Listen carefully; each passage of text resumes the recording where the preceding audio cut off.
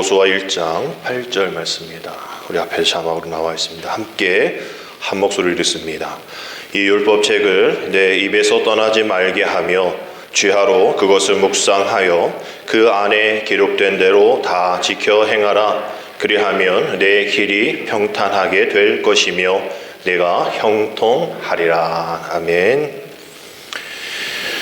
앞서 광고 말씀드린 대로 우리 정선 지역에 공식적으로는 7명, 이제 첫 번째 분이 이제 서울로 가셔서 확진 받으셨기 때문에 정확하게는 8명이 지금 확진 발생되어 있습니다.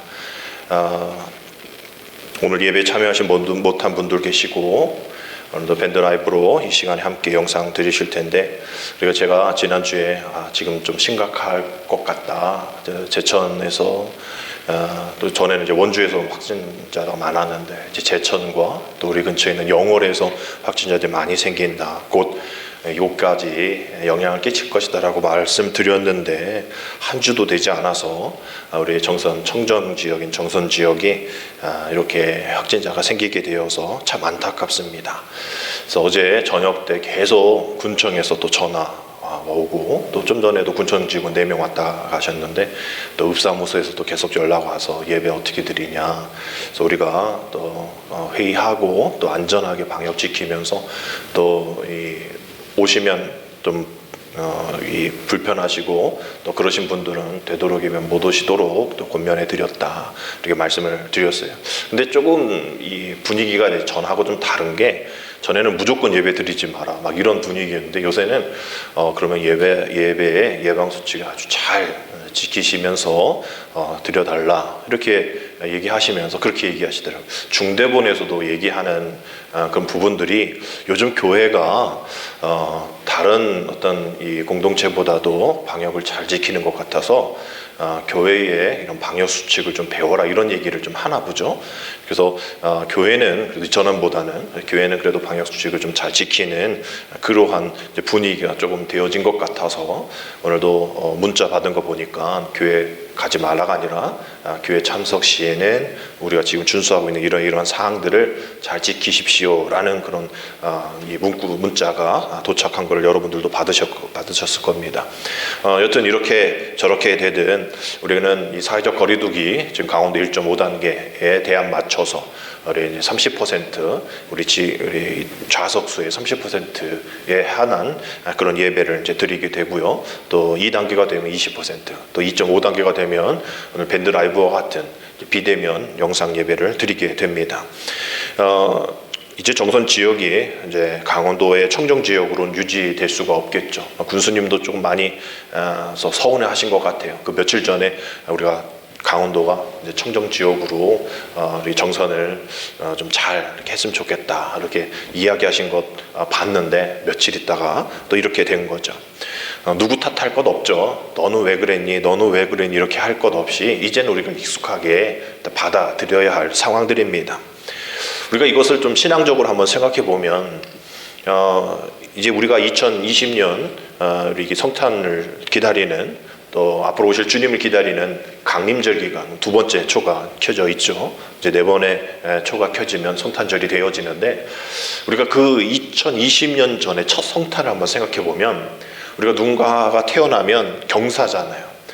그래서 축하해주고 또 뭐 선물도 주고 그러는데 2020년에 첫 주님의 성탄을 우리가 기억해 보면 아무도 예수님의 탄생을 또 축하해주지 않고, 또 마국간에서 태어나시고 또 그냥 축하의 기쁨의 웃음소리가 있는 것이 아니라, 여러분들 성경의 마태복음에 보시면 헤롯이 그 예수님의 그 메시아 탄생에 대한 그 이제 이 경쟁 구도로 인하여서 동방 박사들에게 물어본 그 시점으로 해서 베들레헴과 그 근방에 있는 지역에 2살 밑에 있는 남아들은 다 죽이는 그러한 일들이 있었습니다. 주님의 탄생이지만 그 주님의 탄생 주변에는 죽음의 또 안타까움의 울음소리가 있었다라는 거죠. 그래서 저는 2020년에 이 성탄절, 작년하고 좀 다르잖아요. 작년에 2월부터 우리가 이런 올해죠. 코로나였지만 작년 12월하고 좀 다른 분위기를 이제 맞게 되어지는데, 그때도 그랬지. 그때도 기쁨의 소리보다 죽음의 안타까움의 울음소리. 지금 전 세계가 그렇게 죽음으로 인하여서 안타까워하는 그런 모든 그런 분위기와 지금 성탄의 분위기가 비슷하게 가고 있는 것 아닌가라는 생각을 하게 됩니다. 그럼에도 불구하고 우리에게 주는 신앙적인 교훈이 분명히 있겠죠. 이러한 어떤 어려움과 고통과 죽음의 울음소리 속에서도 주님의 탄생으로 오게 하시는 그 하나님의 방법, 또 하나님의 계획. 그래서 우리가 희망이 없다, 이제 좌절하고 포기할 수 있는 이런 상황 속에서, 이런 울음 속에서도 주님이 원하시는, 하나님이 원하시는 분위기는 무엇일까? 그 고통의 기다림, 고통 속에서의 그 기다림이 희망이 되어야 한다라는 것을 우리에게 이야기해 주는 것 아닌가 생각하게 됩니다. 울음이 있지만 웃음으로 그 앞을 나가야 한다라는 거죠. 그래서 우리가 다음 주 올해는 이제 올해 당회가 오늘이지만 우리가 이런 코로나로 인해서 우리가 아예 예배를 드리지 못하지 않을까라는 또 걱정과 또 그런 결단을 하려다가 그래도 우리가 예배 방역을 잘 지키면서 예배 드려야지. 그러나 또 우리가 당회 또 구역회를 또 너무나 이렇게 또 미뤄서 이렇게 또 앞당겨서 또 이렇게 그냥 이렇게 뭐 하는 것보다는 조금 더 안정된 상황 속에서 해야 되는 것이 아닌가라는 생각을 한 주 미루게 되었는데요. 당회 때 말씀을 드리겠지만 내년도 교회 표현은 하나님께서 우리를 웃게 하신다라는 말씀입니다. 목회 기도 주간에 가서 하나님, 내년도 우리가 어떤 목회, 어떤 신앙생활을 해야 될까요? 너무 힘듭니다. 너무나 안타깝습니다. 너무나 좌절 속에 있습니다. 어떻게 합니까? 라고 했을 때에 주님이 창세기에 있는 말씀을 보여주셨어요. 이제 그 울음이 웃음이 되어지는, 이전의 비웃음이 웃음이 되어질 수 있는 2021년도가 되었으면 좋겠다라는 마음으로 그러한 고통 속에 있고 아직 해결되어지는 것 없지만 2021년 속에 희망을 찾고 웃음을 찾고 또 함께 나누며 위로하는, 하나님이 우리가 그렇게 하지 못하였던 우리의 삶을 또 그렇게 하게끔 만들어주시는 그런 기대와 소망을 한번 품어보자라는 생각을 하게 되었습니다. 그런 생각 속에서 이제 우리가 그렇게 나아가야 할 것은 뭐 누군가 앞장서서 누군가 뭔가 하고 끝날 것이 아니라 우리 모두가 다 그런 상황 속에서 가야 하겠죠. 앞서 말씀드린 대로 우리가 예배 드리는 것은 사회적 거리두기 기준으로 예배를 드리자라고 말씀을 드렸을 때에 우리가 이 모든 것들은 어떤 한 사람의 생각이 아니라 어떤 한 사람의 계획이 아니라 정말 하나님께서 우리에게 주시는 그런 기대, 우리에게 주시는 하나님의 그런 소망들, 이것을 우리가 어디서 찾아볼 수 있을까? 어떤 기준에 어디에서 나와 있는 것일까라는 생각해 볼 때에 우리가 말씀으로 그 기준을 삼고 또 그 말씀이 우리에게 주시는 그 기대와 소망을 세상의 어떤 기대와 소망이 아닌 말씀으로 우리가 기대하며 소망으로 나아가야겠다라는 생각하게 되었습니다. 그래서 원래 오늘 당회를 하게 되어지면 오랜 시간이 거치기 때문에 설교 짧게 하고 또 당회를 시작하려고 짧은 말씀을 준비했다가 부랴부랴 금요일에 또 이제 이 설교를 바꿔서 다음 주가 우리 성서주일인데 성서주일을 한 주 앞당겨서 오늘 말씀에 대한 그 우리를 기대하게 하시고 우리 소망케 하시는 그 기준이 들어있는 그 말씀에 대한 성서주일에 대한 말씀을 오늘 나누고 우리 다음 주 당회와 조금만 짧은 말씀으로 함께 나가려 합니다. 우리 성경이 우리에게 오기까지의 과정은 이렇습니다. 누군가 기록했고 또 누군가 그것을 보존했고 또 누군가 그걸 다른 언어로 번역을 했고 또 그것을 다른 민족에게 보급되어지는 이런 네 가지 과정 속에 성경이 지금 우리까지 오게 된 것이죠. 그 과정 하나하나가 희생이 없이는 또 눈물이 없이는 또 하나님의 섭리와 하나님의 놀라우신 은혜가 없이는 있을 수가 없는 거죠. 사탄의 끝없는 회방과 핍박이 있었을 것이고 또 그 지키기 위해서 목숨을 걸고 그 목숨을 걸고 생명을 지켜낸 분들이 있을 겁니다.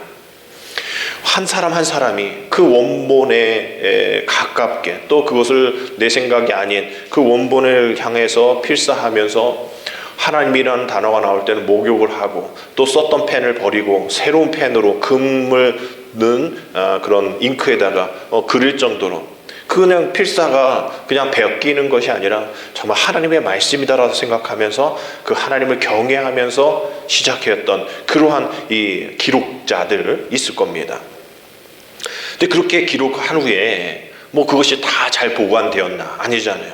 바벨론의 침략들, 또 70년의 포로 생활들, 또 그러면서 다 흩어지고 없어지고 또 잊어버리게 되어지고, 또 신약과 구약 사이는 400년이라는 하나님의 아무 말씀도 안 하시고 선지자도 없는 신약과 구약 사이, 그냥 말라기와 이 마태복음 사이는 그냥 한 장 차이지만 그 안에가 400년이라는 그런 암흑 기간 속에서 아무 말씀도 없었던 때, 그럼 신약 시대 때는 괜찮았냐? 로마 황제의 또 박해로 인해서 뿔뿔이 흩어지고, 또 성경이 숨어서 쿰란 공동체 동굴 속에 들어가 버리고, 이러한 어려움 가운데 그래도 말씀을 보존시켜 주신 하나님의 역사가 있었던 것이죠. 그래서 계속 그것이 찾아되어지고 번역되어지는, 그래서 성서 번역 이러한 선교 단체가 있죠. 위클리프, 또 틴데일, 이러한 이 선교 단체들이 애쓰고 또 노력해서 또 많은 나라의 언어로, 또 히브리, 헬라, 라틴어로 또 쓰인 성경을 많은 그런 언어로 번역이 되어지는 일들이 있었던 겁니다. 또 숨어 지나면서 또 박해를 피하고, 그때는 화형이잖아요. 사형 중에 불태워 죽이는 일들이지 않습니까? 그럴 때도 숨어서 은신하면서 성경을 번역하는 일들도, 독일 이 마틴 루터도 독일어로 번역되어지는 일들이 많았죠. 그래서 계속 인쇄술이 발달되어서 계속 퍼져나갑니다. 그래서 결국은 그것이 되게 잘 퍼져나갔구나, 모든 사람이 다 복음을 받았겠구나라고 생각할지 모르겠지만, 여전히 계속 그 성경이 보급되는 것만큼 더 크게 오히려 성경을 막고 성경을 빼앗고 성경을 가지고 있는 것조차도 범죄 행위로 여겨지는 나라가 지금 많이 있다라는 거죠. 그래서 보는 앞에서 성경을 불태우고 또 사람을 감옥에 가둔, 성경 가지고 있다고 해서, 성경을 소지하고 있다고 해서, 성경을 말했다고 해서 그렇게 잡아가는 일들이 지금도 이 시대 가운데도 있다라는 겁니다. 우리나라도 역시 마찬가지 아니에요. 지금 우리가 이렇게 자유롭게 성경을 볼 수 있는 것도 그러한 어려움들 다 겪고서 시작되어진 일들입니다. 전에 토마스 선교사에 대해서 이야기를 드렸죠. 1866년에 토마스 선교사님이 이 제너럴 셔먼호의 이 통역관으로 탑승을 해서 이제 들어오게 됩니다. 근데 그 많은 성경을 가지고 또 이렇게 전도의 선교의 목적으로 왔는데, 그 제너럴 셔먼호에서 이 선원들이 조선 병사 3명을 죽게 하는 그런 일들이 생기니까 조선인들이 배를 공격하고 배가 불타고 또 배에 탄 모든 사람들이 강을 뛰어내리는 그런 상황들. 그래서 우리가 이런 일들을 봤을 때 쉽지 않구나, 어렵구나 라는 걸 생각하는데, 그냥 그렇게 되어진 것 끝나는 것이 아니라 토마스 선교사님이 그렇게 사명을 가지고, 우리가 생각할 때 사명 가지고 하나님의 사명을 감당하면 모든 것 다 열어주셔야죠. 배도 잘 또 내려서 또 사람 만나고 이런 게 아니라 죽음의 시작이었던 거예요. 그래서 토마스 선교사님도 전에 성경을 가지고 몇 개 못 갖고 갔겠죠. 성경을 가지고서 물에 뛰어들어서 무트로 올라오고 있는데, 그 조선인 군병이 그 토마스 선교사를 죽입니다. 그 죽음 속에서도 예수 부르짖으면서 성경책을 권하죠. 근데 그것도 무기인 줄 알고 조선 병사가 몽둥이로 머리를 때리고 칼로 찌르고 토막을 내서 강변에 불태운 게 지금 토마스 선교사님이 한 일입니다. 그 나이 27살 때였어요. 그래서 나중에 그 토마스 선교사님을 죽인 그 사람이 이제 박춘권이라는 사람인데, 그 박춘권이라는 사람이 자기가 죽이긴 죽였지만, 정당방위라고 생각하면서 죽였지만, 그 사람이 가지고 있었던 게 무기가 아니었는데, 그 사람이 가지고 있었던 것이 보자기에 싼 이건데 라면서 그것을 가지고 집에 오게 된 거죠. 그래서 그 토마스 선교사를 죽인 박춘권이 후에 이렇게 이야기를 합니다. 내가 서양 사람을 죽이는 중에 한 사람을 죽인 것은 내가 지금 생각할수록 이상한 감이 들었다. 내가 그를 찌르려고 할 때에 그는 두 손을 마주잡고 무슨 말을 한 후에 붉은 배를 입힌 책을 가지고 웃으면서 나에게 받으라 권하였다. 내가 죽이긴 하였으나 이 책을 받지 않을 수 없어서 받아왔노라. 그것을 받고 또 그 당시에 그 자리에서 토마스 선교사님의 순교를 목격한 13살의 최치량이라는 사람이 그 토마스 선교사가 흘린 성경 3권을 주워서 집에 가져갑니다. 근데 이게 뭔지 잘 모르겠지만, 이거 가지고 있다가는 큰일 나겠는데, 서양의 물건 함부로 가져오면 안 돼, 이런 얘기를 들어서 평양성 대동성을 지키는 사람 박영식이라는 사람에게 그것을 전달하죠. 근데 박영식도 그걸 뭐 나라에 보고를 해야 되는데 보니까 뭐 종이고 종이질도 괜찮고 그러니까 박영식이 자기 집에다가 그걸 뜯어서 벽지로, 그 당시 종이가 귀했으니까 벽지로 다 붙인 거예요. 한자로 된 성경을. 그래서 이제 누워서 보니까, 또 옆에 있다가 보니까 그 글씨가 이제 읽혀지고 거기에 예수님에 대한 이야기가 나오고 계속 읽게 되어지고 남은 책을 계속 봐서 나중에 박영식이라는 사람이 예수님을 믿게 되어지는 거예요. 그리고 이제 그 최치량 사람, 13살짜리 최치량이 나중에 이렇게 해서 성인이 돼서 박영식 그 벽에 붙어 있는 찢어서 벽지로 사용된 그 집을, 나중에 최치량이 그 집을 사서 이제 주막을 만들어서 살게 됩니다. 그래서 이제 27년 정도 지난 때이죠. 27년 정도 지난 1894년에 이 마페 선교사님이 평양에 복음을 전하기 위해서, 이제 여기가 평양 지역이거든요. 그래서 복음을 전하기 위해서 그 최치량이 산 그 박영식 집, 옛날 벽에 붙어 있는 성경이 붙어 있는 그 집을 들어오게 됩니다. 또 벽에 그렇게 성경이 막 붙어 있는 걸 보고 이거 어떻게 된 일이냐? 뭐 이렇게 해서 이렇게 됐다라고 거기서 최치량에게 복음을 전하고 많은 대화를 나눠서 최치량도 예수님을 믿게 되어지는 것이죠. 결국 나중에 이 술집이죠. 술집이 나중에 이제 널다리골 예배당이 됩니다. 그 널다리골 예배당이 나중에 이 평양 장대연교회 모교회가 되고, 또 1907년 원산 길선주 장로가 최초로 평양 대부흥 운동의 7명의 목사 중에 한 명인 그러한 장대연교회의 길선주 장로에 의한 모든 모습들이 쭉 되어서 1907년에 평양 대부흥성회가 이제 그 술집에 붙어있는 말씀, 성경 종이로 시작이 되어지는 그런 모습들을 우리가 기독교 역사를 통해서 알게 되어지는 것이죠.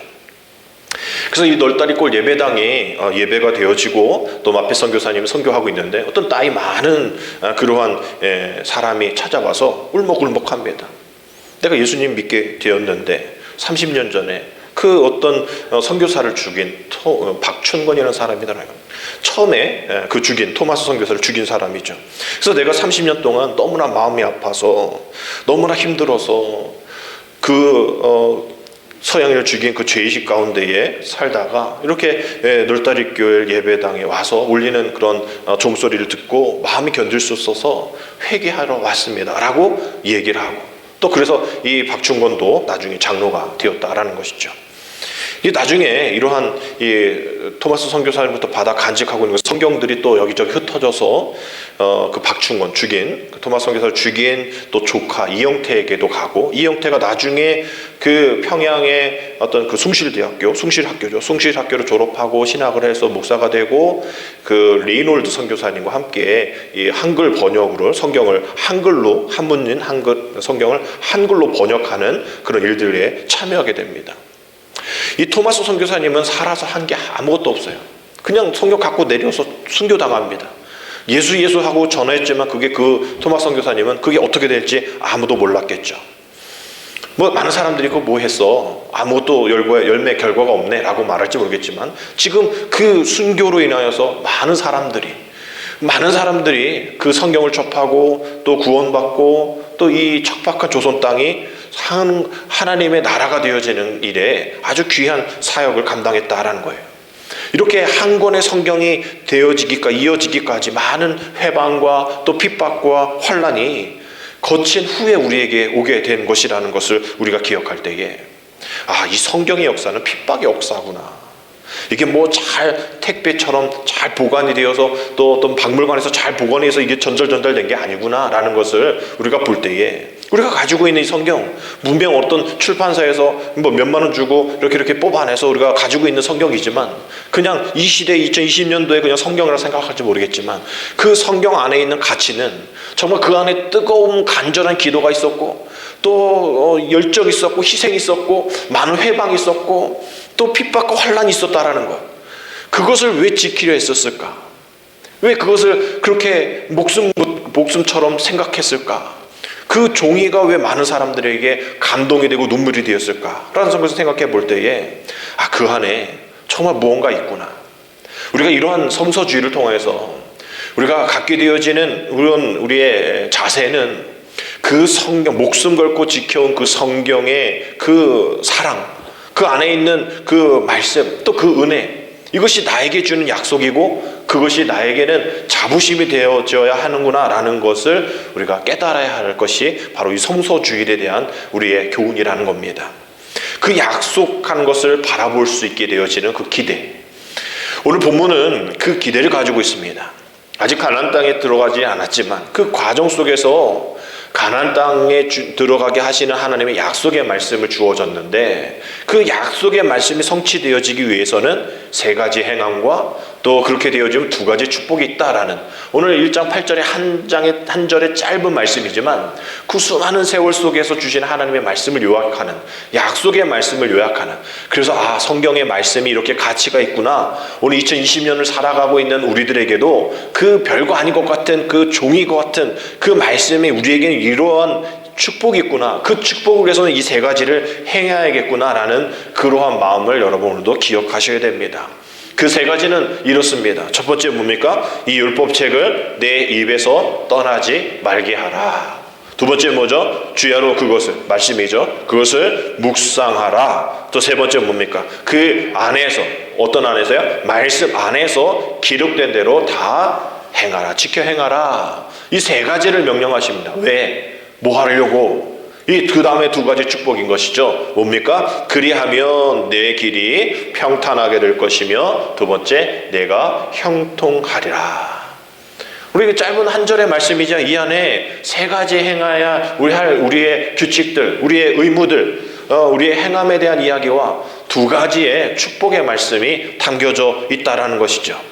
하나님께서 여호수아에게 들려주신 이 말씀이 우리 모두가 다 지녀야 할 신앙의 기본 자세다라는 것을 우리가 생각해 보면, 하나님이 우리에게 주시는 이 모든 것들, 우리가 정말 하나님의 뜻에 순종하며, 하나님이 그냥 아무나 주시는 분이 아니시라 조건을 던지시는 분, 이러하면 저러하면, 성경은 많은 그런 말씀들로 생겨져 있습니다.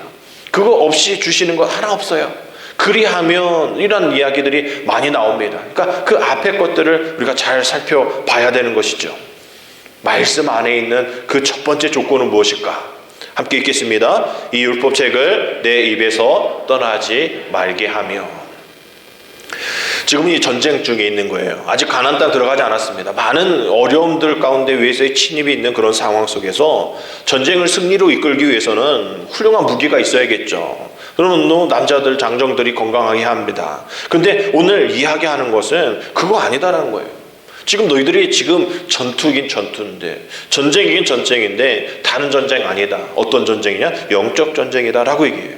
영적 전쟁에서는 남자도 필요 없고 건강한 체구도 필요 없고 건강 필요 없다라는 거예요. 그게 아니라 가장 중요한 영적 전쟁의 무기는 바로 하나님의 말씀이다라고 얘기하는 겁니다.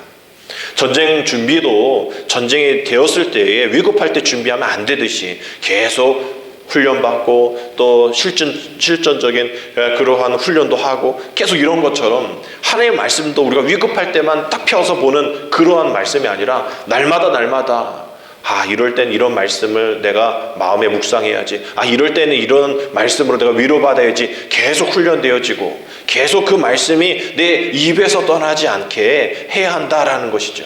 저는 이 말씀이 우리가 가져야 할 진정한 용기다라고 생각합니다.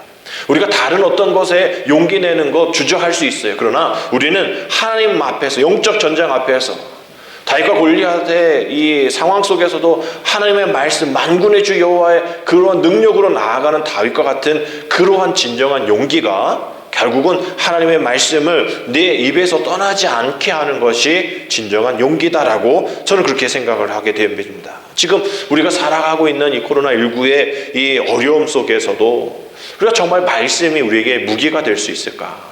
우리가 생각해 볼 때에 정말 우리의 입에서 떠나지 않는 것들이 무엇인지를 한번 잘 생각해 볼 필요가 있다라는 것이죠. 주님이 기뻐하시는 말씀이 우리 입에서 떠나지 않고 있는가? 아니면 주님이 원하시지 않는 세상적인 근심과 또 그런 말들과 남을 미워하는 말들, 한숨 섞인 말들, 그런 푸념들, 오늘 죽고 싶어, 이런 이야기들, 이러한 얘기들 우리 입 속에서 떠나지 않고 있지 않은가? 한번 생각해 볼 필요가 있다라는 것이죠. 누가복음 6장 45절의 말씀을 우리는 늘 묵상해야 합니다. 우리 같이 읽겠습니다.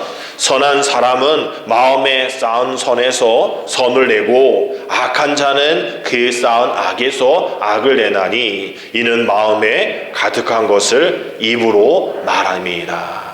그럴 수밖에 없겠죠.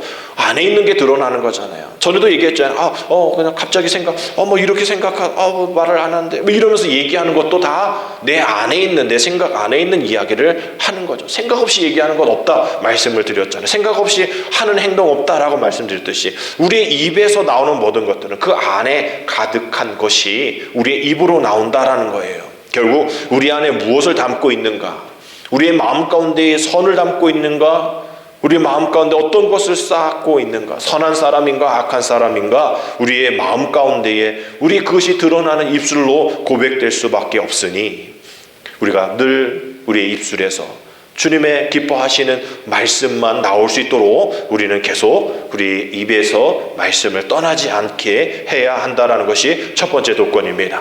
두 번째 조건은 무엇입니까? 함께 읽습니다. 주야로 그것을 묵상하며, 주야로 그것을 묵상하며. 단순히 그냥 책 읽어라, 말씀 책 읽어라, 이것 아니에요. 그 말씀에 사로잡히면서 살아야 한다. 주야로. 우리가 눈을 뜰 때부터 눈을 감을 때, 아침부터 저녁까지, 우리가 출근해서부터 퇴근할 때까지 우리의 모든 시작과 끝이 있잖아요.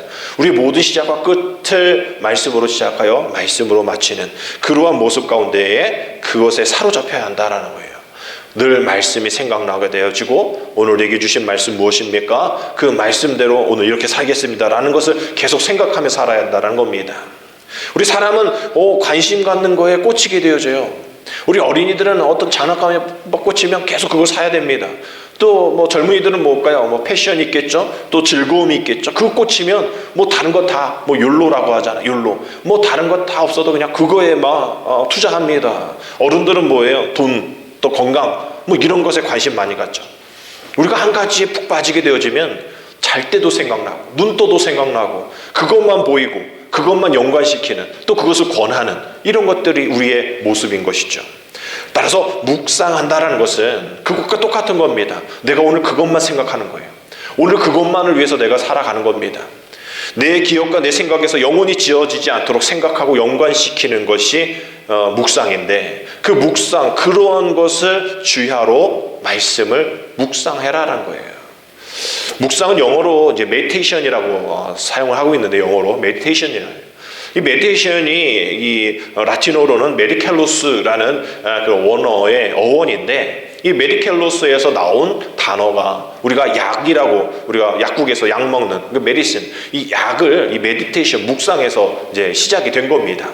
결국은 우리가 이것이 묵상, 하나님의 말씀을 묵상하는 것이 무엇일까? 그냥 읽는 것에서 끝나는 것이 아니라, 내 눈과 귀에서 그냥 끝나는 것이 아니라, 네 입에서 또 끝나는 것이 아니라, 이것은 내 몸 안에 약이 들어와서 그 약이 다 퍼져서 효과를 발휘하듯이 그 하나님의 말씀의 묵상은 뭔가가 일어나게 되어지는 그런 현상들, 내가 그것만을 생각하면서 또 그것이 효과가 일으키고 그것이 또 즐거워지는 그런 모든 모습들이 바로 이 묵상이란 단어 안에 다 들어있다라는 것이죠. 근데 오늘 이 시대적인 상황을 보십시오. 지금 이스라엘 백성들이 말씀 묵상할 때가 아니잖아요. 지금 전쟁 가운데에 가나안 땅이 눈앞에 있는 상태에서 지금 무기를 갖고 갈고 닦고 체력 보강하고 전술 짜야 되는 상황 속에서 지금 그것이 더 현명하지, 말씀을 묵상하는 것이 현명해 라고 말할지 모르겠지만, 하나님의 방식은 지금 전혀 다른 거예요.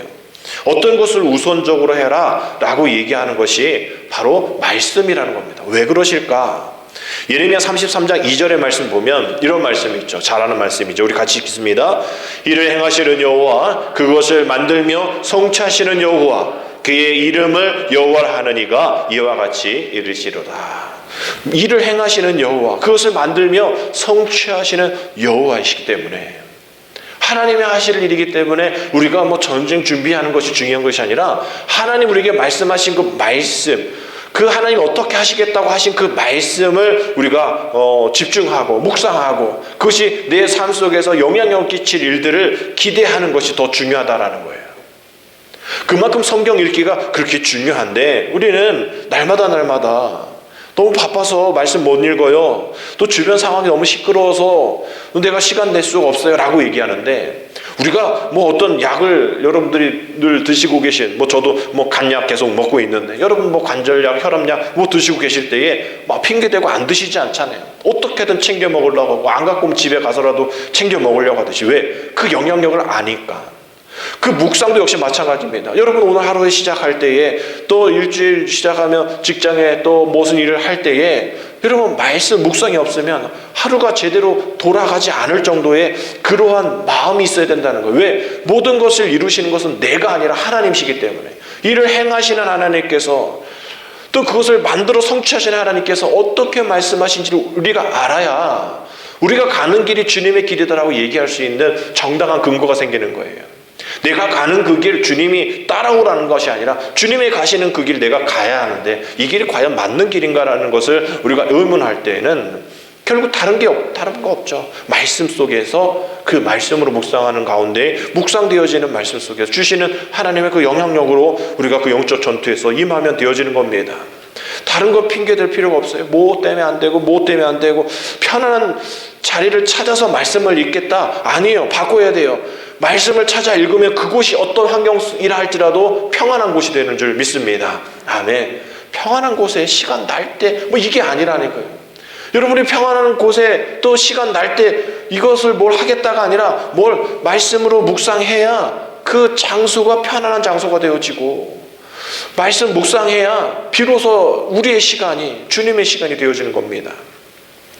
결국 주야로 율법을 묵상하라라는 말씀, 내가 배운 그 어떤 것이, 내 세상의 교훈이 어떤 것이 내 안에 들어오는 것이 아니라 율법을 깊이, 말씀을 깊이 통찰하고 그 말씀에 늘 마음을 두라라는 것이죠. 이것이 두 번째 조건입니다. 세 번째 조건은 뭡니까? 같이 읽겠습니다. 그 안에 기록된 대로 다 지켜 행하라라는 것이죠. 야고보서 2장 26절에 영혼 없는 몸이 죽은 것 같이 행함이 없는 믿음은 죽은 것이다 라고 되어 있어요.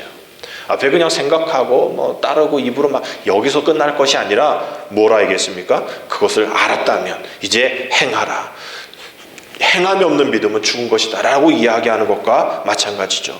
실천으로 옮겨져서 그 가치가 더욱 빛나게 되어야 한다라는 이야기입니다. 사실 우리가 어떤 것을 고민하고 또 계획할 때에 다른 거 막 신경 쓰지 않고 거기에 집중하죠. 우리가 어떤 시험을 또 준비하면서 또 안간힘을 쏘며 또 살아갑니다.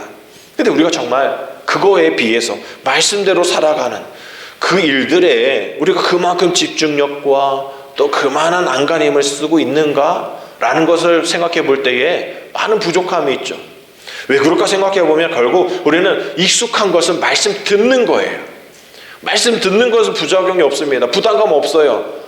그냥 말씀 듣는 건 아주 편합니다. 근데 그 들은 말씀대로 살아가는 게 익숙하지 않고 힘들기 때문에 그 말씀에 대한 집중력을 쏟아붓지 않는다라는 거죠. 그럴 필요 없다라고 생각하는 거예요. 들었으면 끝이라 생각하는 겁니다. 근데 전혀 아니잖아요. 말씀을 지켜 행하면서 그것이 생각으로 미치고 또 우리 삶으로 드러내는 그런 상황 속에서 우리가 나아가야 하는데, 그런 것 없이 그냥 듣는 것에서 내 믿음의 신앙의 정당성에 다 커버가 된다 생각하시면 안 된다라는 겁니다. 왜냐하면 우리는 내가 가고 싶은 길이 있고 우리가 가야 한 길이 있는데, 우리가 듣게 되어지면 그냥 내가 가는 길 가는 거예요.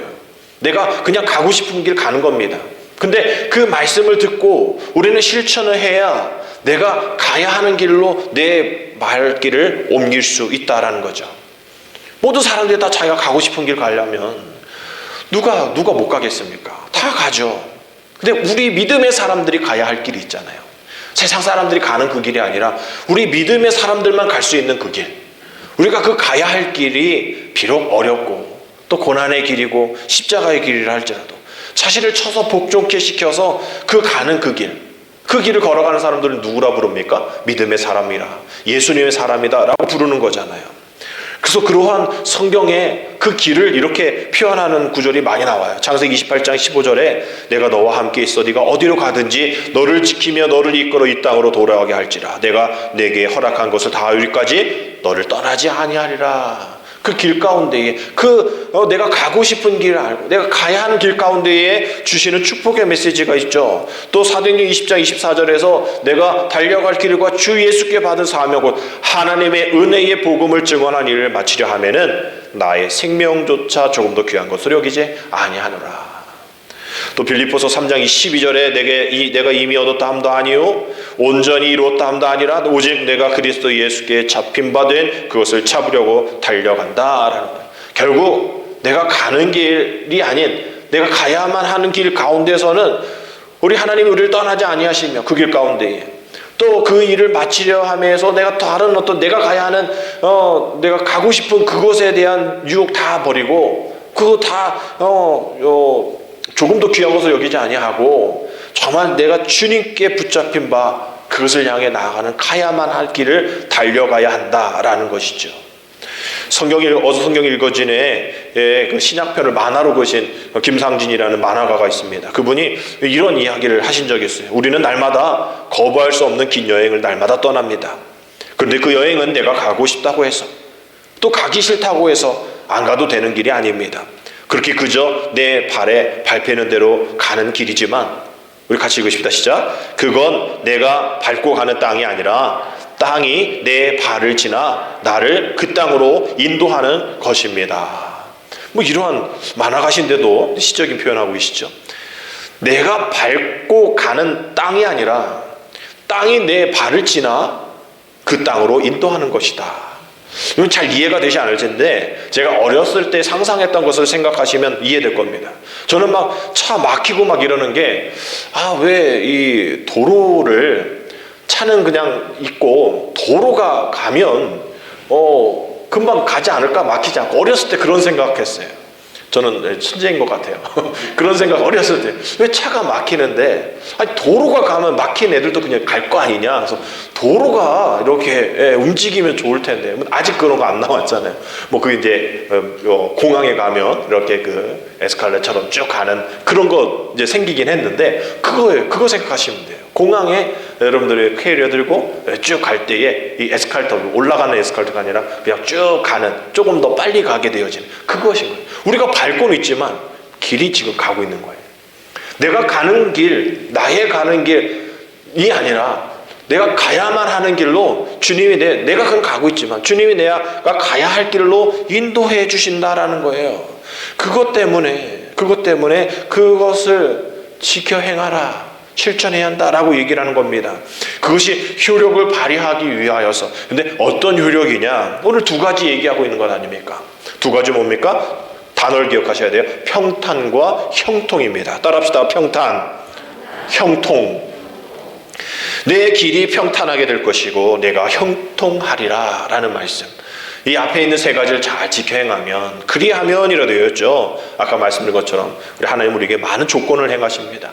많은 것 그냥 주시는 것 같지만 많은 조건 속에서 그리하면 라고 되어 있어요. 그리하면 내 길이 평탄하게 될 것이고 네가 형통하리라. 그 세 가지 조건을 잘 행하면 모든 일이 다 잘 되고 지롭게 되어서 막힘없이 되게 된다라는 거죠. 왜? 그 하나님께로 나온 그 말씀이 이 세상을 사는 우리의 지혜가 되기 때문이라는 거예요. 우리가 이런 형통의 삶, 또 내 앞에 어떤 일이 일어날지 그것이 크든 작든 우리가 다 하나님께 맡겨서 일을 성취하신 일, 그것을 만들고 계획하신 일 하나님이십니다. 나는 하나님 말씀하신 것 말씀대로만 살겠습니다 라면서 그것을 잘 지켜 행하면 우리의 삶이 평탄하게 되어지고 그 길이 평탄하고 내 삶이 형통해질 것이다 라는 그런 축복, 그 어떠한 축복보다 더 귀한 축복이 아닌가 생각하게 됩니다. 많은 사람들이 이야기하겠죠. 더 쉬운 길 없어요? 다른 길 없어요? 라고 물으신다면 우리는 단호하게 얘기해야 돼요. 다른 길 없어요. 다른 사람들 뭐 있다고 생각하고 그런 있을지 몰라라고 얘기하지만 다른 길 없어. 찾지 마. 그냥 허탄한 길이야. 시간 낭비야. 우리는 단호하게 얘기해요. 다른 쉬운 길 없어요. 다른 쉬운 길 없어. 이 앞에 세 가지를 행해야 평탄과 형통의 삶을 살 수 있어. 다른 거 뭐 있겠지? 없어. 말씀 지키며 행하는 일, 묵상하는 일 외에는 없어 라고 이야기를 하는 거예요. 우리가 올해가 얼마 이게 남지 않았지 말씀드린 대로 지난주부터 우리는 교회력의 시작이에요. 믿음의 신년도입니다. 새로운 해예요. 우리가 그것을 생각하면서 한 해 교회력을 하네. 우리가 말씀으로 이렇게 살아가 봐야지. 말씀으로 한번 이렇게 세 가지 조건을 한번 잘 감당해 봐야지. 우리들의 입에서 말씀이 떠나지 않고 늘 말씀을 밤낮 묵상하고 그것을 지켜보고 난 다음에 정말 내 삶이 형통한지, 내 길이 평탄한지를 한번 여러분 체크해 보십시오. 그렇게 돼서 우리가 조급해하지 마시고 지금 왜 이렇게 평탄하지 못해? 이렇게 형통하지 못해? 여러분 불평만 하지 마시고 그 앞에 있는 조건을 행했는지를 한번 생각해 보십시오. 그렇게 행하지 못했다면 다시 행하십시오. 그러면 여러분의 삶이, 저의 삶이 평탄케 되어지고 형통케 되어질 줄 믿습니다. 그 성경이 우리를 그렇게 인도하신다라는 거죠. 그래서 웨슬리 목사님이 성경을 이렇게 표현하고 있어요. 우리 함께 같이 읽겠습니다. 필요할 때에 성경은 나의 침상이 되었고 어두울 때에 성경은 나의 불빛이 되었네. 줄일 때에 성경은 나의 만나가 되었고 두려울 때에 성경은 나의 무기가 되었네. 일할 때에 성경은 나의 연장이 되었고 찬양할 때에 성경은 나의 악기가 되었네. 무지할 때에 성경은 나의 교실이 되었고 헛발 디디어 빠질 때 성경은 나의 반석이 되네. 위기 때에 성경은 나의 보호자가 되었고 세상 떠날 때 성경은 나의 천국 시민권과 상속권이 되리라. 우리 감리교 창시자 존 웨슬리 목사님이 성경에 대한 이야기를 이렇게 표현하고 계십니다. 우리가 하나님께서 말씀으로 우리가 갈 길을 인도하실 때에 그 가야만 할 그 길 우리에게 주실 때에 지금 우리 코로나19로 우리가 어떻게 어디로 가야 할지 방황을 헤매고 있는 우리들에게도 마찬가지로 말씀으로 길을 내주십니다. 성경의 길이 있다라는 것이죠. 우리는 결국 말씀으로 무장해야 합니다. 말씀으로 우리의 삶을 안내자로 또 거룩한 삶을 살아가는 그러한 많은 죄의 유혹 속에서 승리할 수 있는 그런 일들을 위해서 우리는 날마다 말씀으로 우리 삶의 모든 부분들을 말씀으로 집중하며 살아가야 할 필요성이 있다라는 거죠.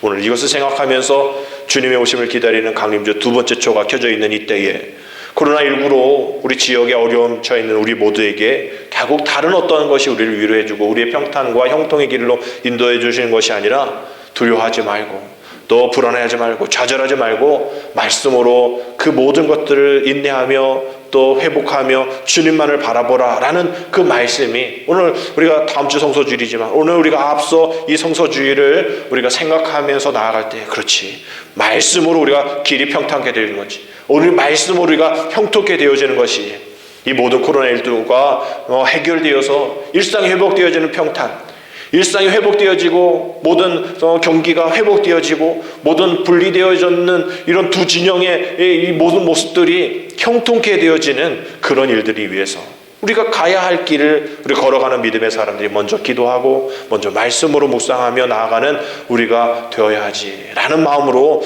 우리가 이 강림절기를 지내기를 원합니다. 그랬을 때에 얻어지는 귀한 평탄과 귀한 형통의 삶을 우리 하나님께서 우리에게 말씀으로 길을 내주신다라는 것을 기억하셔서 우리가 가고 싶은 길이 아닌 가야만 하는 길을 우리가 꿋꿋하게 걸어가시는 저와 여러분 되시기를 주님의 이름으로 축복합니다. 기도드립니다. 하나님 말씀 앞에서 순종하며 용기 있는 삶을 살기를 원합니다.